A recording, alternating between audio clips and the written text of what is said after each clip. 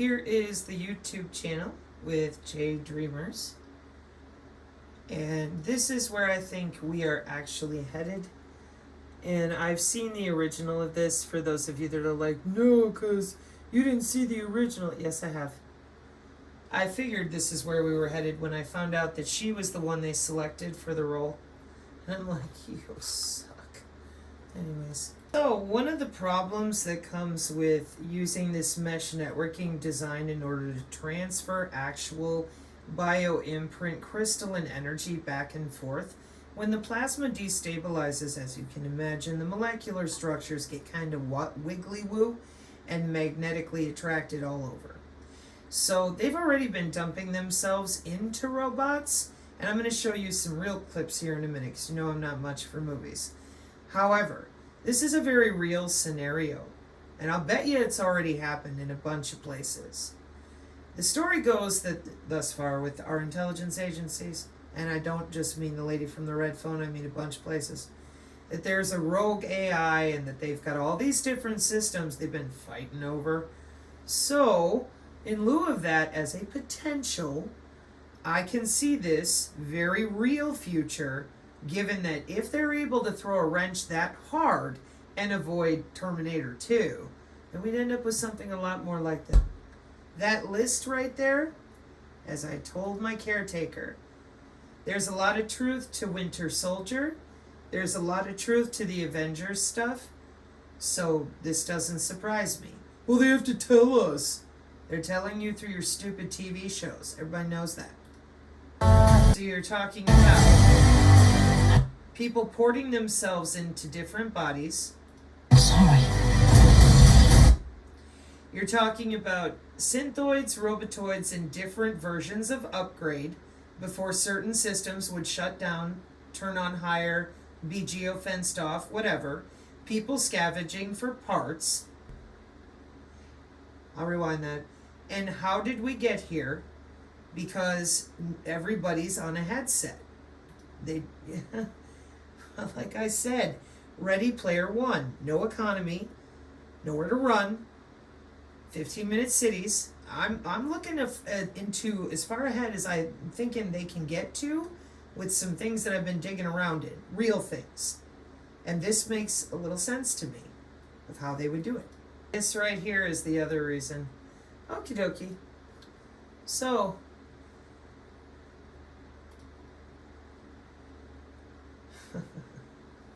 you're gonna love this. Introducing the first synthetic AI human with real muscles. Fake humans soon. And I think this is, yep, yesterday. AI humanoid robot walks so smoothly it could fool you into thinking it's human. Engine AI's latest creation, the SE01, brings this idea closer to reality than ever before. For years, robots have moved with those classic clunky steps, awkward, mechanical, and, well, unmistakably robotic. But now, SE01 has broken through, moving like a person with strides that are elegant, almost too natural to believe. In this video, we're talking about how Engine AI may have just redefined the future of humanoid robots, and in the second part, we're moving into even stranger territory, another humanoid that's more Westworld than Warehouse Bot. Clone Robotics is building something you have to see to believe. A torso robot with muscles, joints, and even a neck, all designed to mimic the movement of human anatomy. Could this be the first real step towards lifelike androids that move? Are you telling me them Kardashians are androids? Hang on, I'm having a Met Gala flashback. You know, our Balenciaga crew. Did you say cloning technology? For some of the most vain people we've ever seen? Hang on.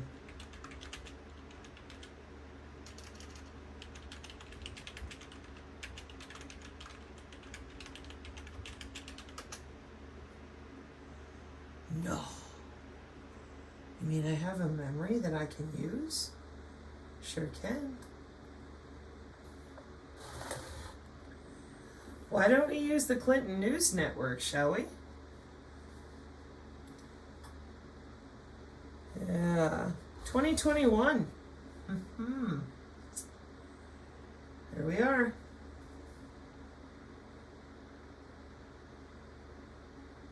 So some of the most vain people we've ever seen, they would not be interested in cloning technology. Get out of town. Is building something you have to see to believe.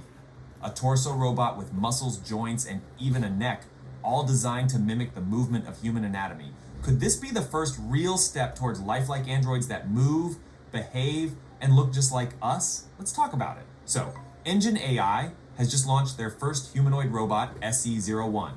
It's a full-size humanoid designed with an impressive focus on natural human-like movement. Usually when we think about humanoid robots, we imagine something clunky, right?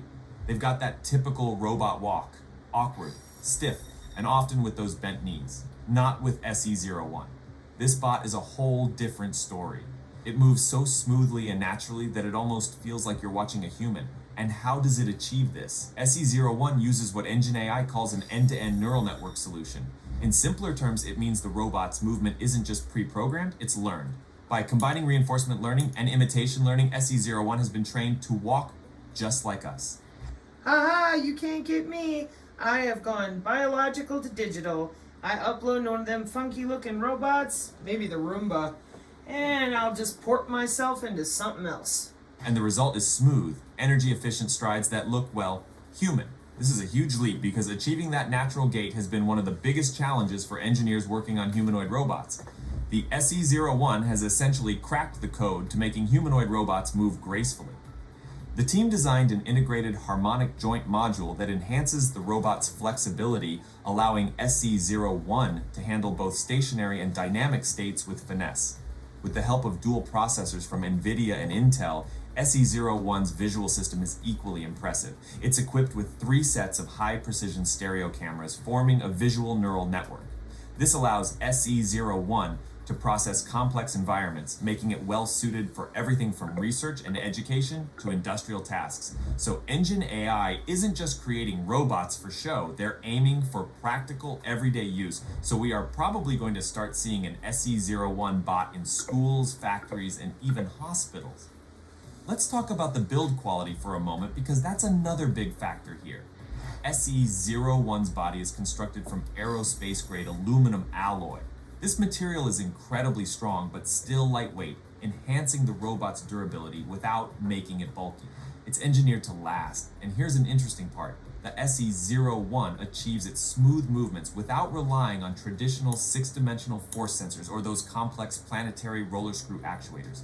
That makes the whole design more reliable and actually cheaper to manufacture. Cost is a big factor here because ultimately Engine AI wants SE01 to be affordable enough to go mainstream. Zhao Tongyang, the CEO of Engine AI Robotics, calls this blend of technology and art a revolution. According to him, the goal isn't just to create robots, but to integrate them into every corner of human life. So they're aiming high. Their entire product line, including upcoming PM and PA series for home and industrial applications, is set to be complete by the end of 2024. And by 2025, they're targeting an annual production of over 1,000 units. That's huge. With Engine AI's approach, the company isn't just planning to release robots, they're planning to reshape the entire humanoid robot market. Now, while Engine AI is making humanoids that could one day be our work partners, Clone Robotics is going in an even more radical direction. This Poland-based company isn't just building humanoids, they're aiming for what you could call synthetic humans. Their goal is a robot that not only looks like a person but moves and behaves like one down to the smallest detail. Clone Robotics just introduced their torso robot, and it's already sparking some crazy comparisons to the lifelike androids in that HBO show Westworld. So, what's Clone's torso all about? Well, this isn't a full humanoid body yet. It's mainly the torso area, shoulders, neck, and arms, but it's designed to mimic the human musculoskeletal system as closely as possible. It has movable elbows, an anthropomorphic shoulder structure with all the key joints, like the scapulothoracic, glenohumeral, and acromioclavicular joints, and even a cervical spine for neck movement. The attention to detail is incredible. This is the kind of engineering that makes you think, wait, are we really making robots that could pass for humans? What's interesting here is that Clone is taking a unique approach to movement. Instead of relying on the usual feedback-based system, their torso demo uses open-loop control commands. It's a bit technical, but here's the idea. Open loop means the robot isn't constantly adjusting itself based on feedback. It's following a set sequence. So it's not as adaptable yet, but they're working on neural control of the muscles, which would make the movements even smoother and more natural. One thing that sets Clone apart is their use of hydraulics, which allows this humanoid to simulate the strength and flexibility of human muscles. They have a valve matrix compactly fitted within the ribcage, making it efficient and precise. The CEO of Clone, Danish Radhakrishnan, and his co-founder Lukasz Kozlik have been working on this since 2021, and they're convinced that androids like Torso are the next big thing. Radhakrishnan has talked about the potential for their design to blow minds, especially when they release a version with both hands fully functional. And speaking of hands, Clone has already made waves in this area too. Last year, they revealed a hand design with a mind-blowing 27 degrees of freedom dot. For context, Tesla's Optimus bot has only 11 DOF, and even in its next version, it'll only have 22 DOF. Clone's hand is unmatched in terms of dexterity. It's built for complex environments and is designed for long-term autonomous operation. That's possible because it uses proprietary hydraulic muscles and force valves, making it reportedly 10 times stronger than other robotic hands out there. They're really pushing boundaries. To develop the most human-like and dexterous androids, Clone Robotics has secured some top-tier talent. Viktor Makovichuk, the former co-founder of NVIDIA's Isaac Gym, joined them as chief scientist. Now, Isaac Gym might sound like a fitness app, but it's actually a high-powered simulation platform that trains robots using reinforcement learning. It can simulate thousands of robots in parallel with real-time physics, which massively speeds up development. For Clone, having this tech at their disposal means they can train their androids to handle real-world tasks much faster. Clone is taking an ambitious route with all this. They're talking about building androids that aren't just for factories or specific tasks. They're aiming to solve everyday challenges with machines that feel eerily human. In fact, Radhakrishnan even mentioned that the same muscular skeletal technology could be applied to other creatures, not just humans. Think of the possibilities. One day, we might see synthetic animals built for specialized jobs or even giant androids, replacing traditional construction cranes. Now let's...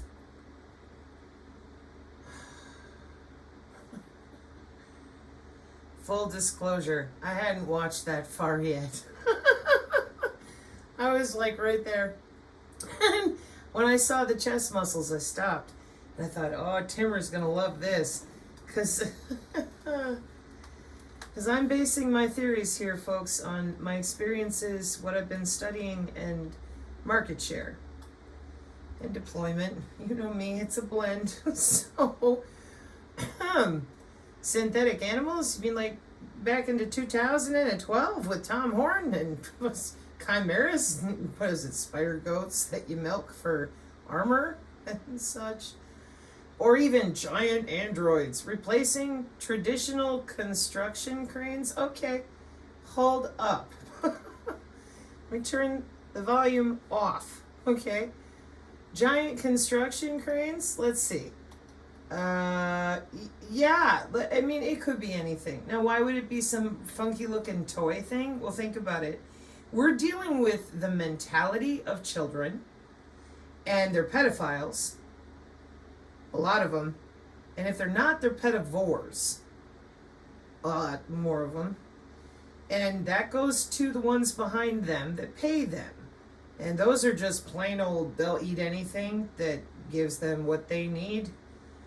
Right, so, and again, you just, whatever it is you want to pull from in human history that talked about this before, the Vremyanas, I think it's called, pardon me if I got that wrong, and the Hopi Indians with the Anasazi, and then it's always, well, they came from Atlantis, they blew themselves up. Yeah, we're starting to get that impression. Like, hey, humans, can we not do this again? And my suggestion, we need to really talk about what they've been doing for work for 30 years if we want to avoid. This kind of crazy is not going to be this cute, okay? It's going to be a lot more zombie land, if you remember that. And how many people are already dealing with family members right now that may end up very much this way? And what will they look like? And what will they be stuck in? Okay, and for those of you that are of religions, so you where are you in this scenario? Because those of us who are keeping an adaptive mind with full faith, following our Creator from our authentic heart fire, no BS, no belief systems, no religions. What is in front of me? Is it hostile? You're going to be curled up in a corner somewhere waiting on Jesus? Come on, folks. We got to pull it together here. Because these plans don't come from Jesus, in my opinion. I'm just saying. Things into perspective. What both Engine AI and Clone Robotics are doing isn't just advancing robot technology, it's pushing toward a world where humanoid robots are a regular part of our lives. Engine AI's SE01 is practical and focused on being useful in work environments, education, and maybe even our homes. Clone's approach, on the other hand, brings us closer to a world of synthetic humans who could one day perform complex tasks with human-like precision and dexterity. Both companies are approaching the challenge in their own way.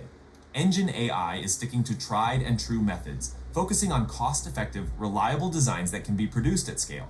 Clone Robotics is diving into the deep end, building robots that could practically live alongside us with the same agility, dexterity, and maybe even intelligence as a human. This isn't a someday thing. This is happening right now.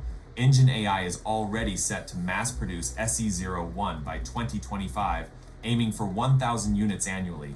And Clone is adding even more lifelike features to its androids. We're witnessing the rise of machines that don't just mimic human appearance or movement, but are slowly becoming their own versions of lifelike entities. It's honestly mind-blowing to think about. A few years from now, we will see humanoid robots in schools, hospitals, or even next door, and who knows. One day, we might all have an android companion that looks, acts, and even sounds just like us.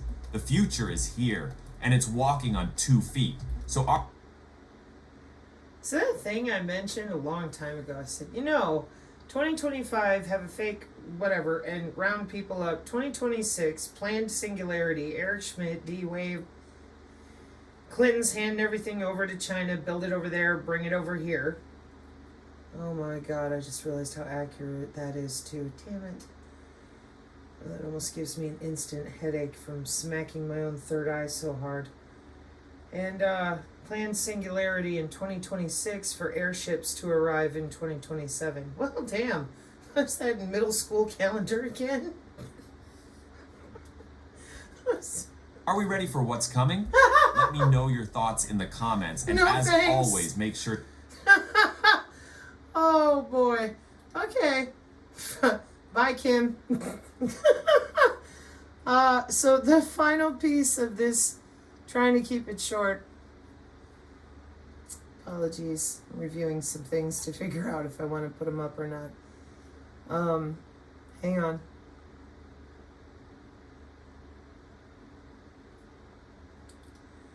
Yeah, so, as usual, we don't necessarily agree with everything that somebody says, right? Or does, or whatever. So 4 years ago, this guy, Human Hacking with Chris Roberts, an alleged renowned hacker, is talking about all the different things that we talk about on the channel. And this is on the Non-Vaxxer channel. So for those of you that have been real slow to join us talking about human augmentation, this hacker dude joined us 4 years ago. Just in case you're nervous. You're like, but it's so crazy, mind blown. But it's so incredibly lucrative, as you've been shown. Market share. Because it's everywhere. No, Sabrina, I don't believe it. These are just hackers and stuff. Oh, see, if you do that to me, and the senator's like, don't do it. It's just you, don't do it. Yeah. Hang on. Let me show you why. I have to leave that there because I know some of you are going to want to link to it.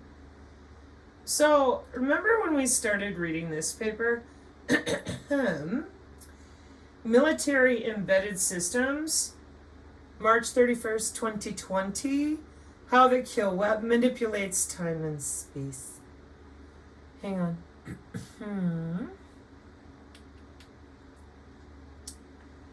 find, identify. The first phase in erecting the kill web is to saturate an area with sensors and move our weapon systems into position around it. We've done this before.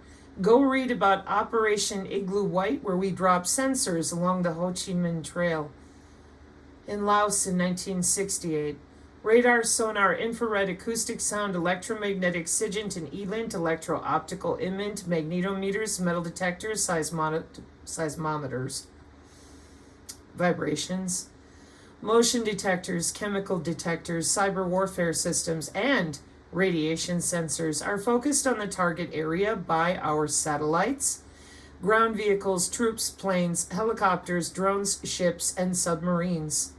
Once in position, the sensors began collecting information about the enemy from any signature they might emit, find, process it into targeting intelligence, identify, and share those targets on the network.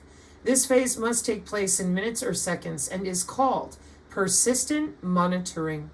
Lots of money is going into sensors, communications equipment, and powerful embedded computers to accomplish this goal. Go read about C4ISR EW Modular Open Suite of Standards, CMOS, SOSA, and MOSA, and CMOS, and FACE, and OSA, and be here a while. Modular Open Suite of Standards, CMOS, then read about the Sensor Open Systems Architecture SOSA initiative. When you're done with that, read about the DARPA Target Recognition and Adaptation in Contested Environments TRACE program. Now, that's just one little paragraph that y'all know a bunch about. The best way to explain things and avoid confusion is to use the 5F kill web model. Find, identify, fix, track, fire, finish, and feedback. This complete integration will drive the strategy of shortening wars. Instead of fighting protracted, low-intensity wars for many years, the kill web concept will create a violent, deadly, and fast-paced war for a short period of time. Let's examine how it works. Military embedded systems. And this is one of the papers I have lined up. I'll show you very briefly what I'm working on here to show you. Avionics, unmanned radar, electronic warfare, AI, cyber, and comms, right? Okay. So here we are at the Human Augmentation Technologies Lab, the HAT Lab, Microsystems to Enhance Health and Cognitive Performance from Michigan State University College of Engineering. I think I'm going to do a short, just with all these universities, I'll say the same thing. Just makes sense to me. Welcome to the Human Augmentation Technologies Lab at Michigan State. Oh, I watch football there! Yeah, we know. Did you know that they do more than throw balls? Just curious. I mean, we've all made the jokes. We're like, yeah, they're basket weaving. But it's kind of funny because this 20 years of cognitive nanotechnology and this stuff, well, somebody was doing it. And we're not all throwing balls and weaving baskets, right? Uh-huh. Okay. This research group focuses on the development of autonomous, miniaturized sensory microsystems, yeah, the MEMS, hang on, featuring nanostructured biological and chemical interfaces by exploring research contributions to mixed signal integrated circuit design, microfabrication of sensor structures, and real-time signal processing algorithms. There they are, those things that are tethered to your DNA resonance too. And different segmented networks of you or around you. So we'll be back for this because, as you can see, review paper on technologies for monitoring human behaviors accepted for publication at the IEEE Biocast Journal. Oh, what are you?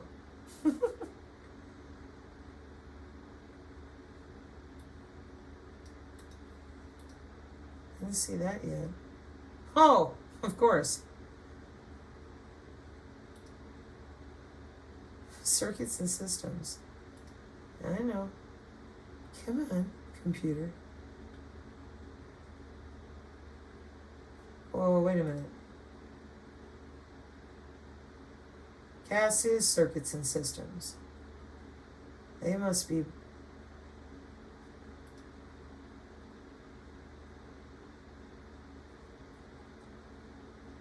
Yeah, I know, I gotta get to the photonics journal, okay. Alright, I just want to see your submission guide. Haha. Ooh. I don't know what's going on with my machine lately, but anyways, so while that's finishing up. Yeah, biomedical engineering, biosystems and agricultural engineering, chemical engineering and materials, civil and environmental engineering, electrical and computer engineering. Yeah, they must be a conspiracy theorist university, huh? Because they're teaching about MEMS. Let's see. Let me read more this way for now. No. Okay. So anyways, we'll be back because I want to take you folks through some publications, projects, and stuff like that. You can let me see that. Hello. Come on. What's the big deal? There we go. So go to, yeah. So IEEE transactions on biomedical circuits and systems addresses areas at the crossroads of circuits and systems in life sciences. In case you are looking at this going, why does that look familiar, Sabrina? Because it's the one that I usually take you to. Hang on. Because that's the ICAS lab. And then,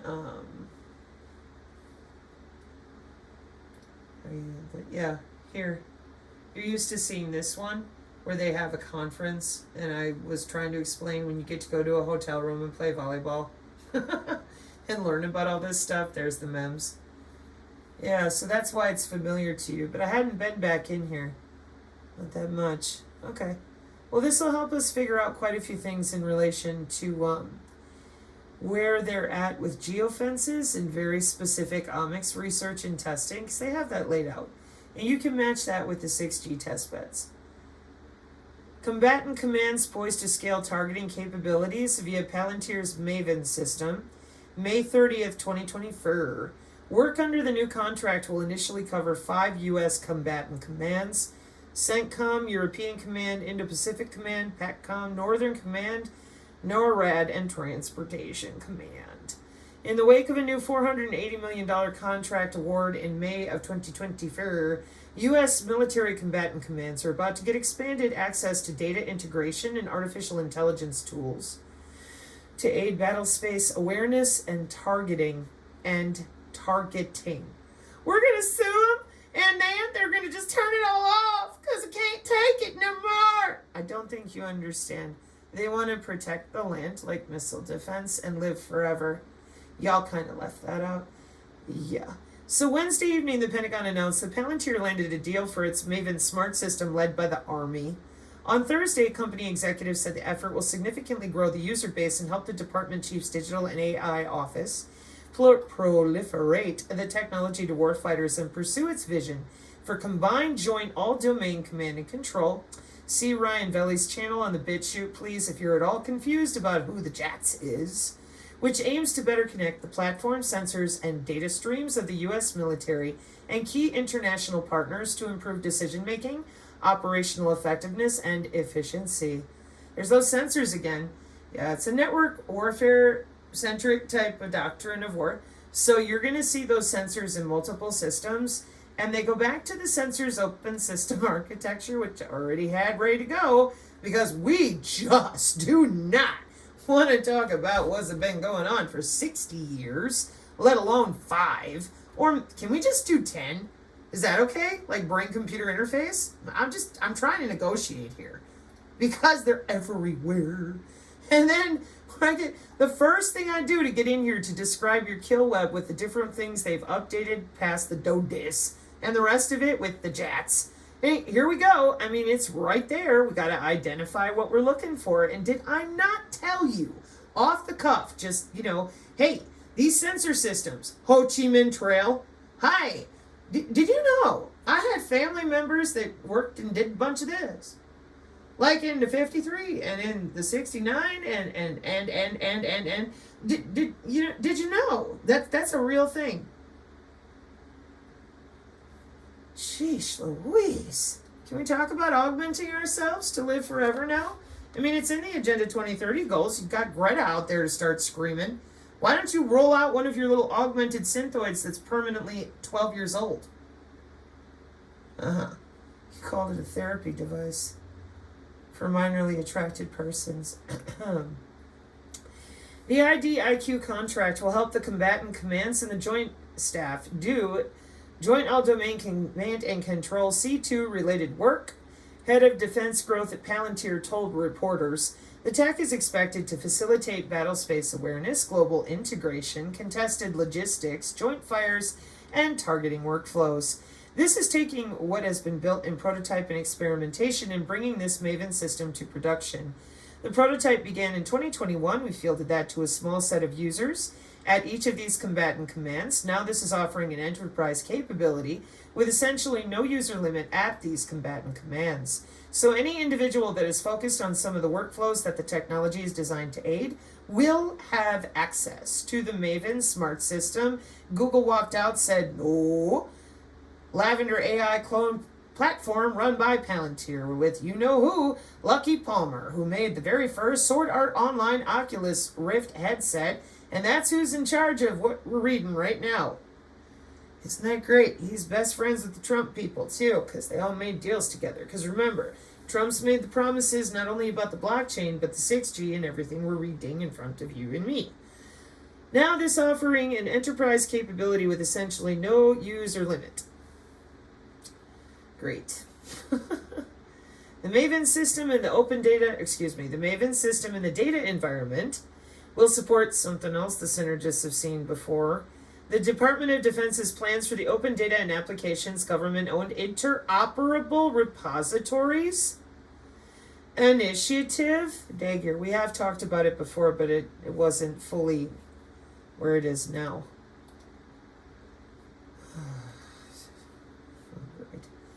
Today, the Chief Digital and Artificial Intelligence Office, I used to call it the Jake. So now it's the Chief Digital and Artificial Intelligence Office, the CDAO, announced a new approach to scaling data analytics and AI capabilities called Open Dagger, which stands for the Open Data and Applications Government-Owned Interoperable Repositories. Open Dagger will be a multi-vendor ecosystem with supporting business models that enable industrial and government to integrate data platforms, development tools, services, and applications in a way that preserves government data ownership and industry intellectual property. Open Dagger builds on the momentum created by the Deputy Secretary of Defense's 2021 Creating Data Advantage memo, which included 5 data decrees for how the department would retain ownership of its data while maximizing data sharing. Open Dagger brings the best industry has to offer to the department. It allows us to ensure enduring access to government-owned contractor-operated technology stacks and infrastructure and retain data rights while also maximizing the ability of other companies to develop applications with government data. The department will initially leverage the Open Dagger ecosystem to support the data infrastructure and applications that support the combined joint all-domain command and control. This week, the department made awards on mission command applications for combatant commands.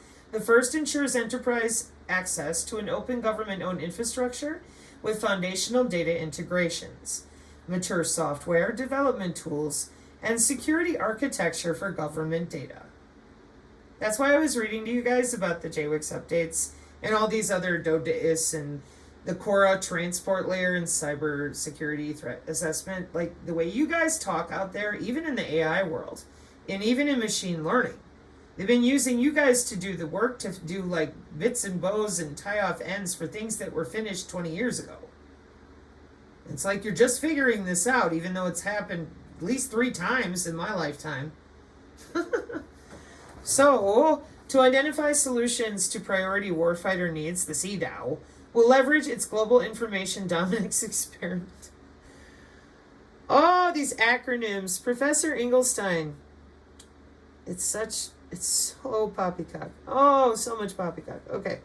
So, the Global Information Dominance Experiment series to assess and where appropriate or excuse me, I can't even. I can start over.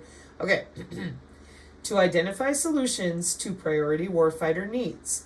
The CDAO will leverage its Global Information Dominance Experiment series to assess and, where appropriate, select new solutions to add to the Open Dagger ecosystem.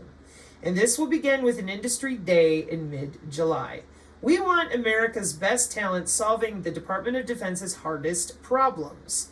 Open Dagger ensures the department can leverage the innovative solutions from world-class software developers in both the traditional and non-traditional industrial base to create capabilities for our warfighters and decision makers.